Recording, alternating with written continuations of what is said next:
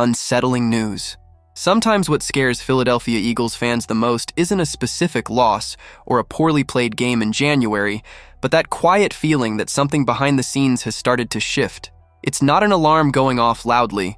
It's a low hum, almost unnoticeable, that only people who have followed this team for decades know how to recognize. That uncomfortable doubt that creeps into your routine right in the middle of the week, when you suddenly catch yourself wondering if the path that once felt so clear is still being followed the same way. Because success in the NFL is never permanent. It's borrowed. It demands constant maintenance.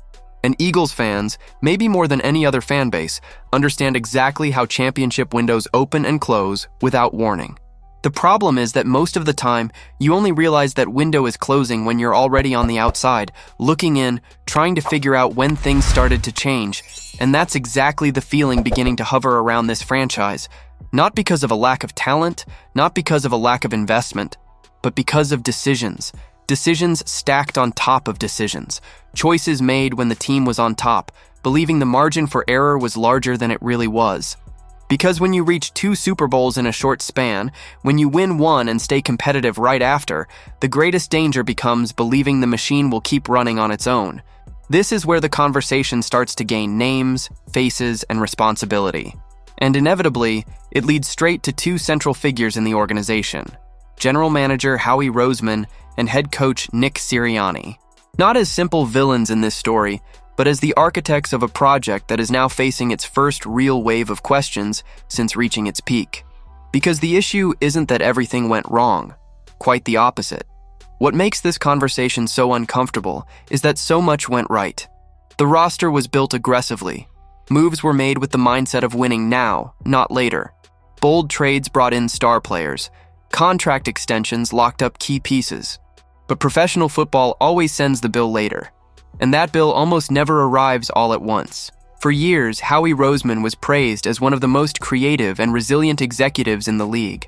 A general manager capable of rebuilding quickly, correcting mistakes, and transforming an aging roster into a legitimate contender in record time. And he did exactly that. No one can erase those accomplishments. But that same success raises a difficult question that is now starting to surface among fans. Did that confidence in his ability to fix things later lead to too many bets concentrated on the short term? The Eagles' roster became heavy with large contracts tied to players who are older by NFL standards. Key pillars of the team's identity are closer to the end of their careers than the beginning. And when that happens, every wrong decision carries double the weight. Because there's no longer time to wait for development. There's no patience left for evaluation mistakes. At the same time, Nick Sirianni may be entering the most delicate phase of his tenure in Philadelphia. He arrived as an emotional leader, a communicator, someone who could connect the locker room, the coaching staff, and the fan base. And that worked. It worked extremely well. But the NFL is ruthless with head coaches who rely too heavily on strong coordinators around them. When those pieces start leaving, when constant changes pile up, the question becomes unavoidable. How much of the success truly belongs to the head coach himself?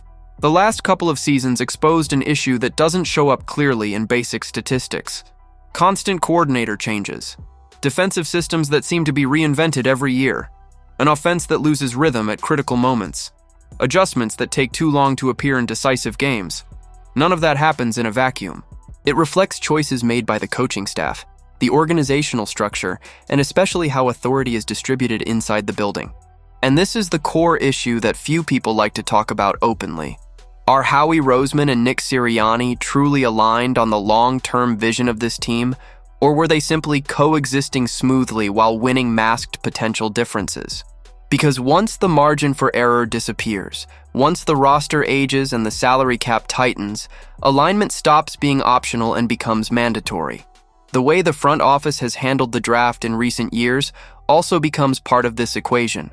There were important hits, no doubt, but there were also picks that did not develop as expected.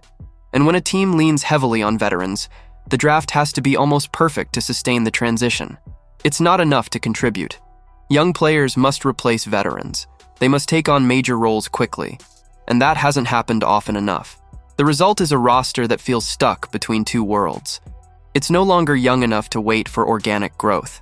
And it may no longer be dominant enough to simply flip a switch and return to the Super Bowl. That middle ground is the most dangerous place in the NFL. It's where good franchises quietly become average, where conservative decisions feel safe, but only delay the inevitable.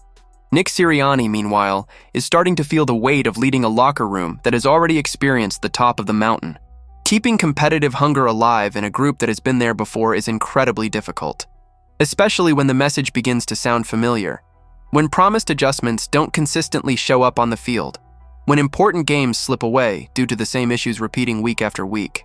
None of this means the project is over, but it does mean it requires a brutally honest reassessment. And that honesty starts by admitting that some decisions made at the peak may have been supported more by confidence in the moment than by a cold, long-term vision. The question that keeps echoing is simple, but heavy. If this same set of decisions were being made by another franchise, would Eagles fans defend them with the same conviction? Or is recent success still buying time and patience? Because in the NFL, reputation doesn't win games. It only delays accountability. And it feels like that delay is starting to run out. What makes this situation even more intriguing is that we're not talking about a clear rebuild. There's no obvious reset button to press. The team is still competitive. There's still talent. The Eagles still enter every season with real expectations. And that's exactly why the risk is greater. Because surface-level fixes can feel sufficient. A coordinator change here, a roster tweak there, hope that health improves. Hope chemistry sorts itself out. But championship windows don't close with a loud crash. They close quietly, with seasons that reach double-digit wins but end too early, with optimistic press conferences that sound familiar, with the creeping sense that the ceiling has been reached even when the roster still looks strong on paper. Howie Roseman built this roster. Nick Sirianni led this group. Both deserve credit for what was achieved. But now both face the same challenge that defines careers in the NFL, proving they can reinvent themselves before the league forces them to. And here's the question I'll leave you with before we wrap this up. If this core never makes it back to the Super Bowl, will history remember this era as one that was wasted because of too much confidence in its own decisions? If you want to keep this conversation going, leave a comment, hit the like button, and subscribe to the channel. That helps this content reach more Eagles fans, strengthens our community, and keeps this debate alive the way Philadelphia likes it. Honest, intense, and unafraid of the truth.